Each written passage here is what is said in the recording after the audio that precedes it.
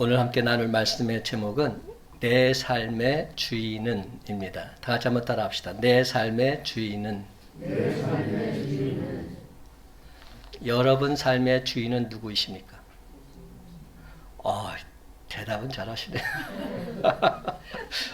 근데 저는 여러분보다 좀 못한 것 같아요. 내 삶의 주인은 이 말씀을 생각하면서 말씀을 준비하는데 유행가가 생각이 나는 거예요. 이게 목사가 홀리하지 못하게 유행가 가사가 자꾸만 떠오릅니다. 어떤 가사가 떠올렸나 하면 내 인생은 나의 것이라고. 제가 청년 시절에 힘차게 불렀던 노래가 있습니다. 민혜경 씨가 불렀던 노래인데요. 내 인생은 나의 것, 내 인생은 나의 것, 그냥 나에게 맡겨주세요. 뭐 이런, 그래가지고 부모에게 좀 반항하면서 부르는 그런 노래였던 것 같아요. 근데 그때 당시에 그 노래가 나오자마자 얼마 못 가서 금지곡이 되었어요. 그러니까 그 이상 더 이상 나오지 못하는 그런 곡이 되고 말았지요. 저는 명절 때만 되면 지금은 일반 목회를 은퇴하시고 경기도 양평에 있는 예영원에서 예수 영성을 실현하고 계신 백남철 목사님 부부를 찾아뵙곤 합니다. 저의 신앙의 멘토이기도 하십니다. 갈 때마다 목사님께서는 저에게 이렇게 말씀해 주십니다. 이 목사, 목회하면서 너무 힘들어하지 마. 참된 행복이 뭔지 알아? 주님을 모시고 사는 삶. 이게 진짜야. 주님이 내 삶의 주인인데 도대체 뭔 걱정이야? 주님을 모시고 사는 삶. 여러분, 사람들은 집을 지으면서 될 수 있으면 크게 지으려고 하고 아름답고 생활하기 편리하도록 지으려고 합니다. 하지만 크고 아름다운 집, 그것과 반드시 좋은 집과는 차이가 있습니다. 이 앞으로 오시면 되겠어요? 네, 앞으로 오세요. 우리가 집을 지을 때 크고 아름다운 집도 중요하지만 좋은 집이 참 중요한 것 같아요. 아름다운 집과 좋은 집은 완전히 다른 말입니다. 아무리 크고 아름다운 집이라 할지라도 그 집에 누가 사느냐에 따라서 그 집의 가치는 달라집니다. 왕이 살면 그 집은 뭐가 되죠? 왕궁이 됩니다. 그런데 제 아무리 크고 아름답고 화려하게 지었다 할지라도 그 안에 죄인을 잡아서 가두어 놓았다면 그 집을 우리는 뭐라고 부릅니까? 형무소다, 감옥이다, 그렇게 부릅니다. 술을 파는 집은 술집이고 사장님이 살게 되면 사장님 집이죠. 성도들이 예배드리기 위해서 모인 것을 우리는 예배당, 즉 교회라고 부릅니다. 교회의 주인은 누구십니까? 예수 그리스도. 이처럼 그곳에 누가 주인이고 누가 사느냐에 따라서 다르게 불려집니다. 그런데 여러분, 이는 우리의 삶도 마찬가지입니다. 누가 우리 삶의 주인이 되느냐 하는 것에 따라서 우리가 어떤 인생의 집이 되어져 가느냐 하는 것, 이것이 결정이 되어집니다. 악한 영이 주인이 되어 있으면 우리 인생은 귀신의 집을 지어가고 있는 꼴이 되고 있는 것이 많은 것이죠. 그러나 하나님께서 주인이 되시고 성령이 우리 안에 거하시면 우리는 거룩하고 신령한 집으로 지어져 가는 줄 믿으시기 바랍니다. 그렇습니다, 여러분. 하나님을 내 삶의 주인으로 모신 자는 내가 주인이 아니라 하나님께서 주인이십니다. 나는 단지 주인이신 하나님 말씀에 순종하며 살면 되는 것입니다.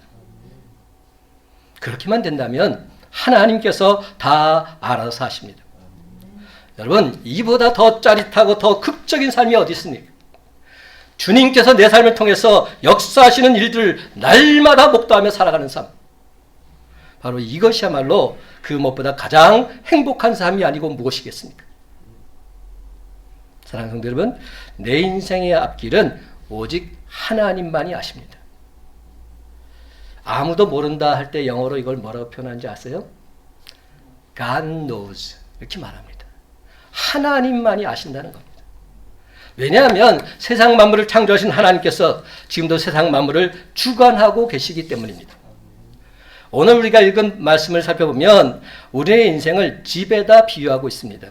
우리의 인생은 집인데 그 집에 누가 주인인가에 따라서 그 삶이 180도 완전히 달라지게 된다는 것을 잘 보여주고 있습니다. 마태복음 12장 43절에 45절 말씀 다 같이 한 목소리로 있습니다. 다 같이 이 말씀 한 절 생각하면서 읽기를 원합니다. 시작. 더러운 귀신이 사람에게서 나갔을 때에 물 없는 곳으로 다니며 쉬기를 구하되 쉴 것을 얻지 못하고 이에 이르되 내가 나온 내 집으로 돌아가리라 하고 와보니 그 집이 비고 청소되고 수리되었거늘 이에 가서 저보다 더 악한 귀신이 7을 데리고 들어가서 거하니 그 사람의 나중 형편이 전보다 더욱 심하게 되느니라. 이 악한 세대가 또한 이렇게 되리라. 아멘. 예수님께서 지금 하신 말씀은 물론 비유의 말씀입니다. 더러운 귀신이 사람에게서 나갔습니다. 물이 없는 곳으로 여기저기 떠돌아다니면서 머물 곳을 구했지만 머물 만한 마땅한 곳을 찾지 못했습니다. 그 순간 처음 살고 있던 집으로 다시금 돌아갈 마음을 먹습니다. 그래서 처음 나왔던 집으로 돌아가 보니까 집이 깨끗하게 청소가 되어 있는 겁니다. 청소가 되었을 뿐만 아니라 고장나고 무너졌던 모든 것들이 다 튼튼하게 수리되어져 있는 것입니다. 근데 놀랍게도 그렇게 깨끗하게 청소되고 수리된 그 집에 아무도 살고 있지 않는 것입니다. 귀신이 그걸 보고서 옳거니 이게 웬 횡재냐 쾌재를 부르면서 자기보다 더 악한 귀신 7을 데리고 그 집에 들어가서 살게 됩니다. 여러분, 처음 귀신 하나가 살 때보다도 더 악한 귀신 7이 같이 살게 되니까 깨끗하게 청소되고 수리되었던 그 집 삽시간에 순식간에 지난번보다 더 더럽고 더 심하게 망가지고 만 것입니다. 이 모습이 우리 신앙인의 모습일 수도 있습니다. 처음 주님을 만나고 주님께 받았던 그 은혜와 감격, 기쁨 처음에는 영원토록 할 것 같았는데 어느새 다 사라지고 내 마음은 황폐해져서 내 안에 사탄마귀가 틈탐으로 인해서 하나님 영광을 가리우는 그런 삶을 살게 되는 우리의 모습일 수도 있는 겁니다. 사랑하는 성도 여러분, 우린 이 비유에서 몇 가지 영적인 교훈을 생각해 볼 수 있습니다. 첫 번째 우리가 발견할 수 있는 교훈은 우리 인생의 집에 있어서 주인의 자리가 비어 있으면 결단코 안 된다는 것입니다. 그렇습니다. 우리 인생의 집에 주인의 자리가 비어 있으면 안 됩니다. 여기서 비어 있다는 말은 한가하다, 무의미하다, 무가치하다, 생명이 없다 이런 뜻을 가지고 있습니다. 주인이 없는 빈집은 삶에 의미도 없고 가치도 없고 도무지 기쁨과 감격이 1도 없는 쓸쓸한 삶을 말합니다. 오늘 얼마나 많은 사람들이 주인이 없는 이 빈집처럼 살아가고 있는지 모릅니다. 삶에 주인이 없습니다. 그러다 보니까 삶의 목적도, 삶의 가치도, 삶의 생명력도 다 사라졌습니다. 그저 하루하루를 무의미하고 무가치하게 살아가고 있습니다. 그래서 마귀는 오늘도 비어있는 집을 찾아다니고 있습니다. 우리 인생 가운데서 주인 없이 살아가는 사람들 찾아 나서고 있는 겁니다. 베드로전서 5장 8절 너희 대적 마귀가 우는 사자같이 두루다니며 삼킬 자를 찾느니라. 여러분, 우리의 대적 마귀가 당연히 어떤 것을 찾겠습니까? 주인 없는 빈집을 찾습니다. 주인이 없어서 비어있는 집은 어김없이 사탄 마귀의 표적이요 밥이 되고 마는 것입니다. 오늘 본문의 비유를 통해서 예수님께서 그렇게 말씀하십니다. 귀신이 나간 집이 깨끗하게 청소되어 있고 잘 수리되어 있지만 그 집에 주인이 없을 뿐만 아니라 아무도 살고 있지 않는 것이 확인되자 나갔던 귀신은 곧바로 더 악한 영 7을 데리고 그 집에 들어가게 된 것입니다. 여기서 우리가 분명히 깨달아 알아야 할 것이 있습니다. 그 집이 제 아무리 깨끗이 청소되어 있다 할지라도 주인이 없으면 그 집은 완전 무방비 상태가 되고 만다는 겁니다. 사탄 마귀의 놀잇감이 되고 말 수밖에 없습니다.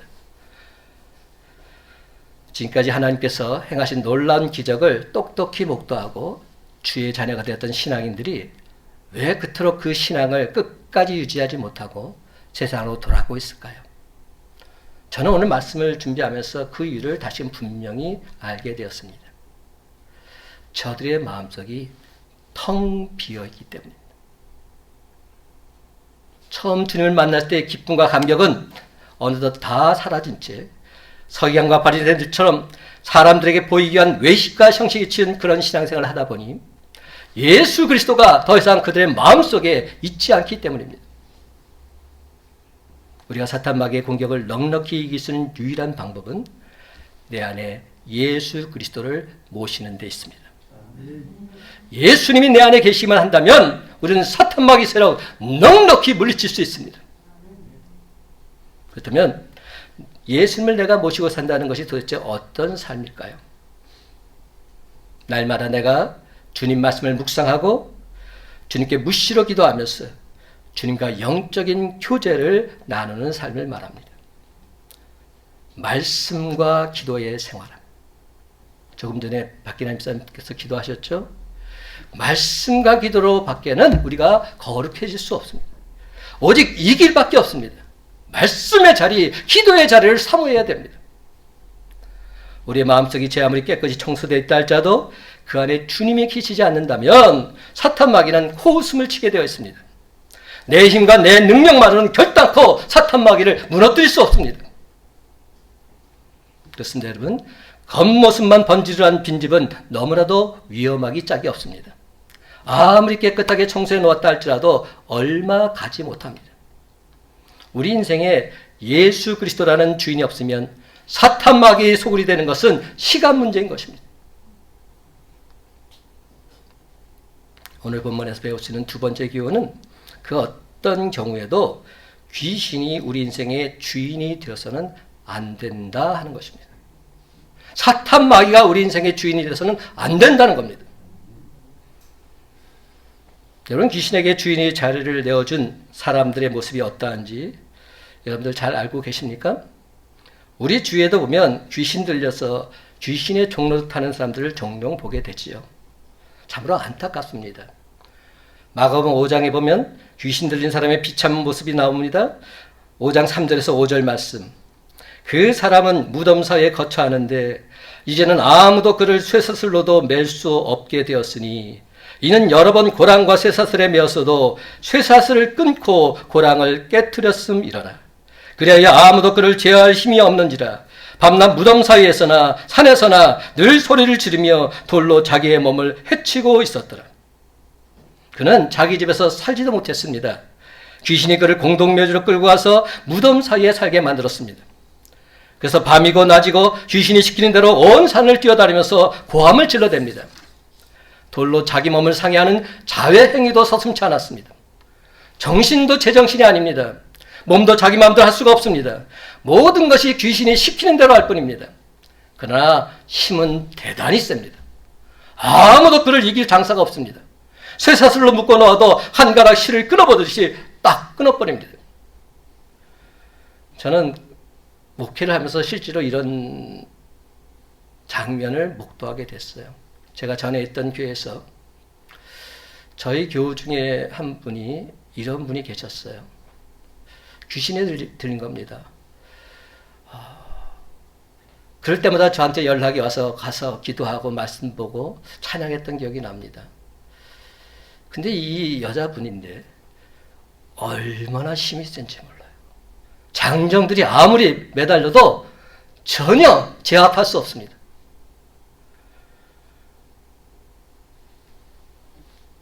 정말로 우리 힘과 능력으로는 사탄 마귀에 제압할 수 없습니다. 불가능합니다. 오직 예수 그리스도의 힘과 능력으로만 가능합니다. 귀신이 우리 인생과 삶에 있어서 주인이 되면 저와 여러분의 모습 또한 귀신의 모습이 될 수밖에 없는 겁니다. 정상적인 생활을 할 수가 없습니다. 자기 몸이나 자기 마음, 자기 생각을 스스로 통제할 수가 없습니다. 주인인 귀신이 시키는 대로 해야만 합니다. 여러분, 스승이신 예수님을 은30에 판 가룟 유다 다시 한번 생각해 보십시다. 도대체 그가 왜 그랬을까? 마귀가 그 마음의 집의 주인으로 있을 때 그는 예수님을 팔려는 더러운 생각을 하게 됩니다. 요한복음 13장 2절에 분명히 증거해 주고 있습니다. 마귀가 벌써 시몬의 아들 가룟 유다의 마음에 예수를 팔려는 생각을 넣었더라. 그래서 결국 가룟 유다는 마귀가 시키는 대로 예수님을 은산지에 팔아버립니다. 어찌 제정신으로 3년 동안 따라다니면서 말씀을 배웠고 능력과 기적을 직접 체험했던 사람이 스승인 예수님을 은30에 팔아먹을 수 있단 말입니까? 은30이라는 것은 노예 한 사람 몸값에 지나지 않습니다. 스승을 노예 한 사람 몸값으로 팔아먹는다는 것, 이게 도대체 제정신이란 말입니까? 제정신은 불가능합니다. 귀신의 종로로 됐던 배신자 유다의 종말이 어떻게 되었는지 여러분 잘 알고 계시죠? 가룟 유다는 나중에 자신이 엄청난 잘못을 저질렀다는 것을 알게 됩니다. 그런데도 귀신은 그에게 회개할 기회조차 주지 않습니다. 돈을 성소에 던져놓고는 남의 목을 매다 자살하도록 함으로써 그 영혼을 마침내 지옥까지 끌고 갑니다. 지옥 백성이 되게 하는 것입니다.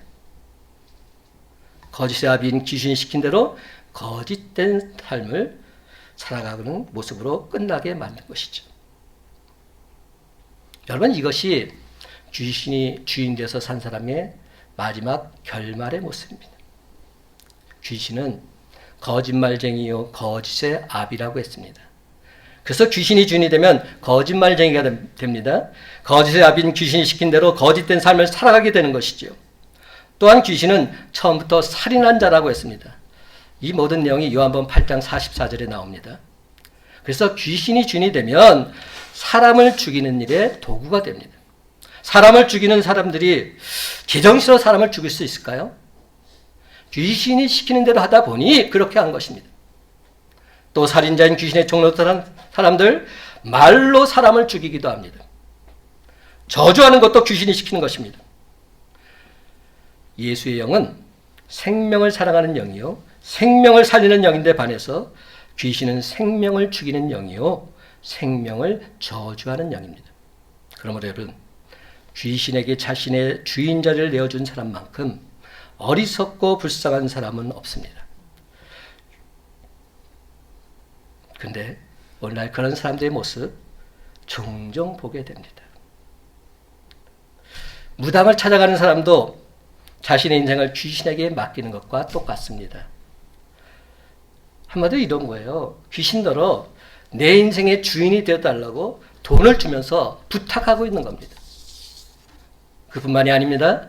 세상의 쾌락을 추구하는 현대인들은 귀신이 거처하기 딱 좋은 집으로 마음을 다 고쳐놓았습니다. 귀신이 거주할 수 있도록 귀신을 위해서 마음의 집안이 잘 꾸며져 있는 것입니다. 주방에는 미음과 시기의 그릇들이 가득히 있습니다. 안방은 불신으로 잘 도배를 해놓았습니다. 그리고 허영과 사치의 장롱을 새롭게 마련해 놓고서 정력과 쾌락의 침대를 들여놓고 살아갑니다. 그렇게 좋은 집, 왜 사탄 마귀가 그냥 그대로 내버려 두겠습니까? 왜 귀신이 빼앗으려고 하지 않겠습니까? 당연히 그 집을 빼앗으려고 하지요. 그래서 그 집을 영원토록 자기 것으로 만들기 위해서 자기보다 더 악한 귀신을 7이나 데리고 들어온 겁니다. 여기서 7은 뭡니까? 완전수입니다. 그렇게 되면 자꾸만 더 형편은 나빠질 뿐입니다. 오늘 본문에서 보듯이 예수께서 말씀하신 그대로 되는 것입니다.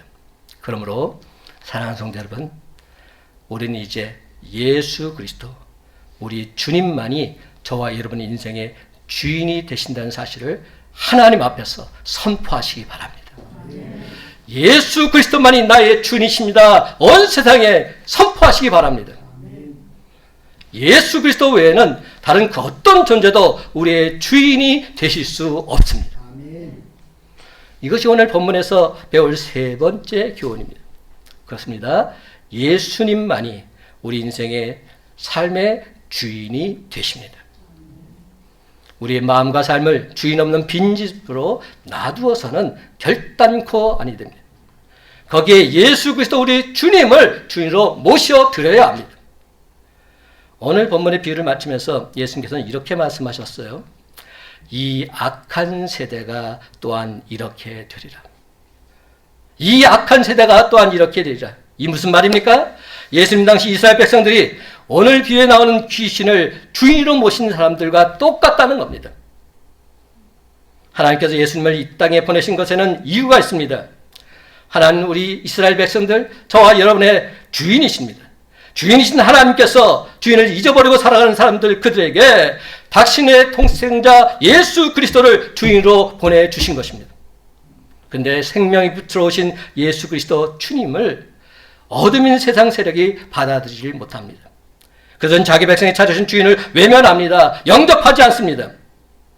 그러나 영접하는 사람들에게는 하나님의 자녀가 되는 권세를 주시겠다고 약속하십니다. 요한복음 1장 11절에서 13절 말씀. 자기 땅에 오매 자기 백성이 영접하지 아니하였으나 영접하는 자 곧 그 이름을 믿는 자들에게는 하나님의 자녀가 되는 권세를 주셨으니 이는 혈통으로나 육정으로나 사람의 뜻으로 나지 아니하고 오직 하나님께로부터 난 자들이니라. 여러분, 우리 모두는 예수 그리스도, 바로 그 주님을 우리 인생의 주인으로 모신 사람들입니다. 그렇습니다. 이제 우리 인생의 주인은 예수 그리스도이십니다. 그렇다면 좀 더 구체적으로 예수님을 주인으로 모신다는 삶, 도대체 어떤 삶을 살아가는 것을 의미할까요? 예수 그리스도를 내 마음에 내 주인으로 모시자 아무리 얘기를 해도 이게 피상적으로 들린다면 삶 속에서 적용될 수 없습니다. 거기에는 두 가지 뜻이 있습니다. 첫 번째는 우리 안에 예수 그리스도의 마음을 품는 것입니다. 예수 그리스도를 내 안에 모신다는 첫 번째 의미는 예수 그리스도의 마음을 품어라 하는 겁니다. 사도 바울은 이렇게 권면합니다. 빌립보서 2장 5절, 너희 안에 이 마음을 품으라 곧 그리스도 예수의 마음이니. 예수 그리스도를 주인으로 모신 사람들은 우리 안에 예수 그리스도의 마음으로 가득 채워나가야 합니다. 너희 안에 예수의 마음을 품으라는 이 말씀은 내 빈집을 예수 그리스도의 마음으로 가득 채워나가라, 이런 말씀인 것입니다. 그렇습니다. 우리는 우리 인생의 주인이신 예수님의 마음을 품고 살아가야 합니다. 예수님이 우리 마음의 주인으로 자정하시면 우리는 그분의 지배를 받게 됩니다. 그분이 하라는 대로 하게 됩니다. 그분 뜻대로 살아가게 됩니다. 이것이 바로 예수 그리스도의 마음을 품는 것입니다. 온유하고 겸손하신 예수 그리스도, 우리 주님을 마음에 가득 품고 그 주님을 닮고자 애쓰고 힘쓰는 삶이 되는 것입니다. 그렇습니다. 예수님을 주인으로 모신 사람들은 주님의 마음을 품고서 그 주님을 닮아가게 되어 있습니다. 온전히 주님처럼 되지는 못할지라도 작은 예수로 살아가게 되어 있습니다. 내 모습 속에서 예수 그리스도의 향기가 드러나게 되어 있습니다. 두 번째, 예수님을 주인으로 모신다는 것은 예수의 영인 성령을 모시는 겁니다. 예수의 영인 성령을 모셔라. 예수님은 당신의 영이신 성령으로 우리 안에 오십니다. 성령으로 우리의 주인이 되십니다. 성경은 이렇게 말씀합니다. 오늘 예배 시작에 제가 읽었던 말씀, 고린도전서 3장 16절 말씀입니다. 너희가 하나님의 성전인 것과 하나님의 성령이 너희 안에 계신 것을 알지 못하느냐. 우리 안에 성령이 들어오시면 우리는 하나님의 성전이 됩니다. 귀신이 머물러 사는 집은 귀신의 집입니다. 그러나 하나님의 영인 성령께서 주인 되어 사시는 집은 하나님의 전입니다. 성령께서 우리 마음의 주인으로 오셔서 우리를 하나님의 거룩한 처소인 성전으로 바꾸어 주셨습니다. 그렇습니다. 성령께서 내 삶의 주인이 되시면 내 삶도 거룩한 삶으로 바뀌게 되는 줄 믿으시기 바랍니다. 성령이 내 안에 오시면 내 모든 것이 새롭게 바뀌게 됩니다. 죽음의 자리에 성령이 오시면 생명의 자리가 됩니다. 절망의 자리에 성령이 오시면 희망의 자리로 바뀝니다. 거짓과 미움이 지배하던 자리에 성령이 오시면 진실과 사랑의 풍성한 자리로 바뀌게 됩니다. 불안과 근심의 자리에 성령이 오시면 기쁨과 환희의 자리로 거듭나게 되어 있습니다. 이처럼 성령을 주인으로 모시면 모든 것이 다 바뀌게 되어 있습니다. 지금 여러분 삶의 주인은 누구이십니까?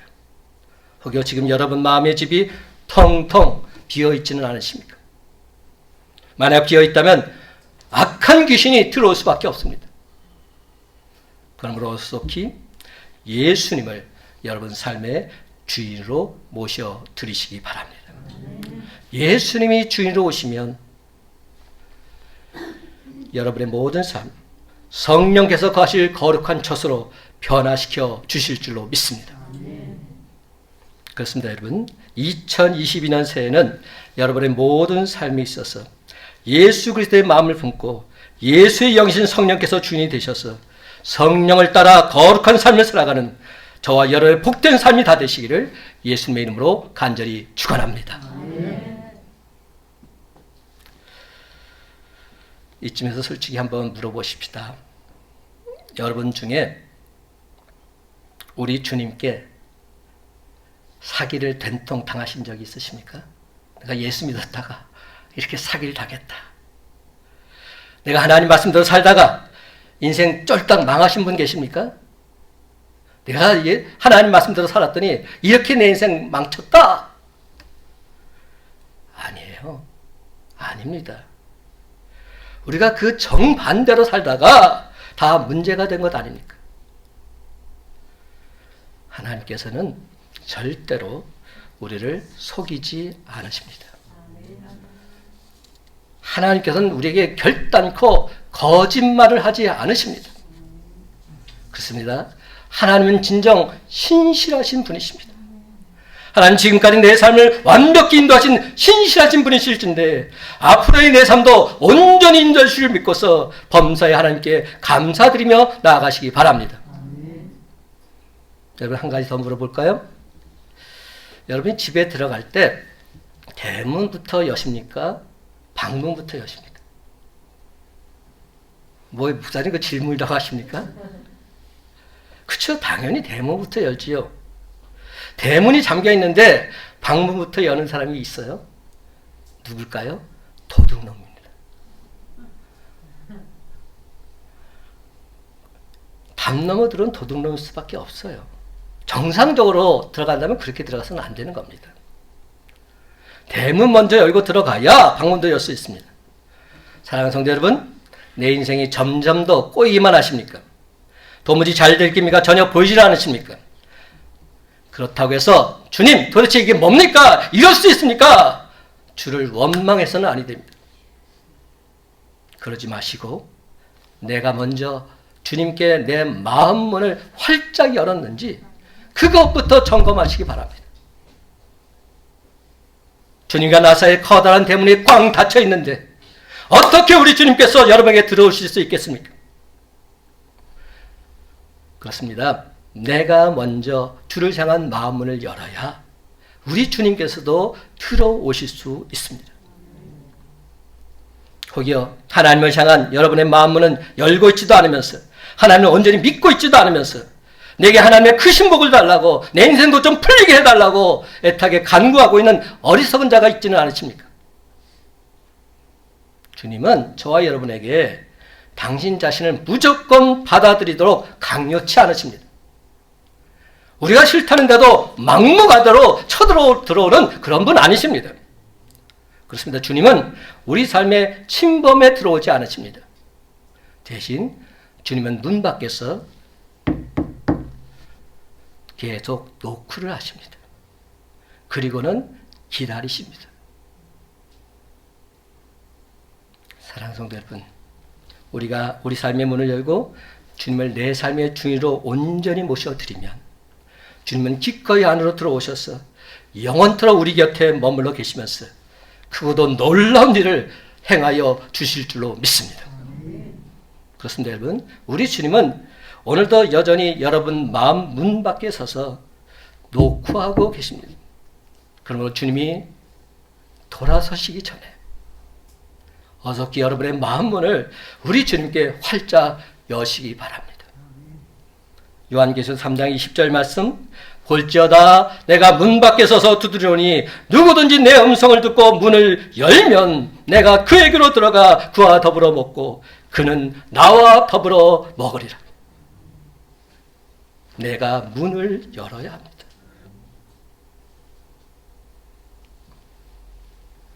그런데 여러분 아직까지도 많은 사람들은 주님께 구하기만 합니다.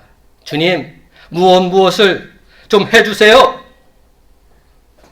입술로는 나의 주님이라 고백하면서도 여전히 주님을 내가 필요한 그것을 얻게 해주는 하수인 정도로 취급합니다. 종처럼 취급합니다.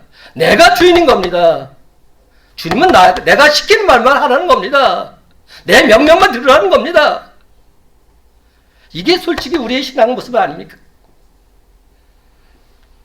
그렇다 보니까 우리는 주님을 진심으로 사랑하지 않습니다. 주님을 온전히 찾지 않습니다. 대신에 주의 손에 있는 것만 좋아하고 주님께서 행하신 놀라운 기적들만 바라보고 살아가고 있습니다. 하지만 여러분, 이런 모습은 주를 믿는 신자의 올바른 자세가 아닙니다. 참으로 안타깝지만 우리 주님을 찾는 것이 아니라 내가 필요한 것을 얻기 위해서 그 주님을 내 도구로 이용하고 있는 것입니다. 그럼 여러분, 이제 우리는 우리가 주님께 내가 원한 그 무엇을 요구하기 전에 먼저 주님을 온전히 찾으시기 바랍니다. 나에게는 물질보다는 생명의 근원이신 주님이 더 필요합니다. 그래서 주님께 물질을 달라고 기도하기보다는 물질의 주관자이신 주님이 나와 함께 늘 동행해 달라고 오직 그 주님을 찾아야 합니다. 나에게는 명예보다 진리이신 우리 주님이 더 필요합니다. 나에게는 건강보다 생명을 주신 우리 주님이 더 필요합니다. 그래서 주님께 건강을 달라고 구하기보다는 오직 생명이신 우리 주님을 모시고 살겠다고, 그러니 제발 나와 함께 살게 해달라고, 주님 내 안에 들어와 달라고 이렇게 간구해야 됩니다. 그렇습니다. 여러분, 나에게는 돈보다는 물질의 주관자신 주님이 더 필요합니다. 나에게는 명예보다는 진리이신 주님이 더 필요합니다. 나에게는 건강보다는 생명을 주신 주님이 더 필요합니다. 사랑하는 여러분, 이 시간 우리가 이 찬양을 부르면서 저와 여러분의 확고부동한 신앙 고백을 하나님께 올려드리길 바랍니다. 내가 주인 삼은 모든 것 내려놓고,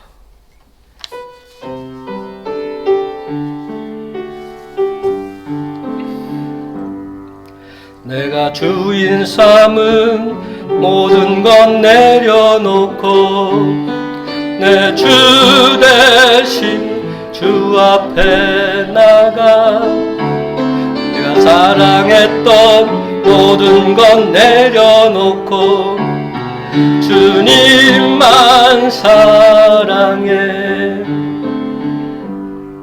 내가 주인 삼은 모든 것 내려놓고 내 주 대신 주 앞에 나가, 내가 사랑했던 모든 것 내려놓고 주님만 사랑해. 주 사랑 거친 풍랑에도 깊은 바다처럼 나를 잠잠케 해. 주 사랑 내 영혼의 반석, 그 사랑 위에 서. 주 사랑 거친 풍랑에도 깊은 바다처럼 나를 잠잠케 해. 주 사랑 내 영혼의 반석, 그 사랑 위에 서리.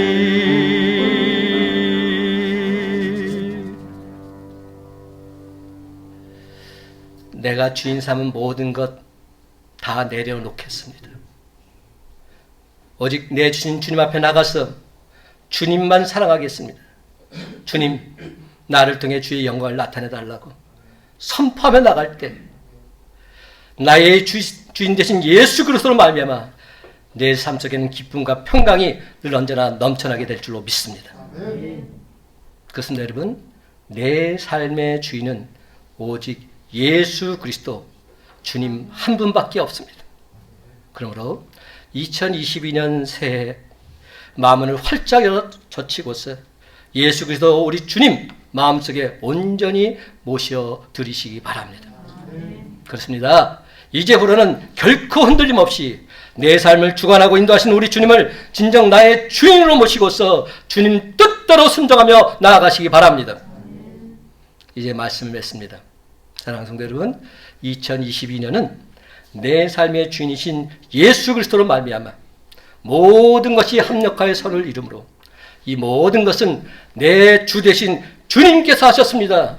온 세상에 기쁨으로 간증하며 나아가는 저와 여러분의 복된 삶이 다 되시기를 예수님의 이름으로 간절히 축원합니다.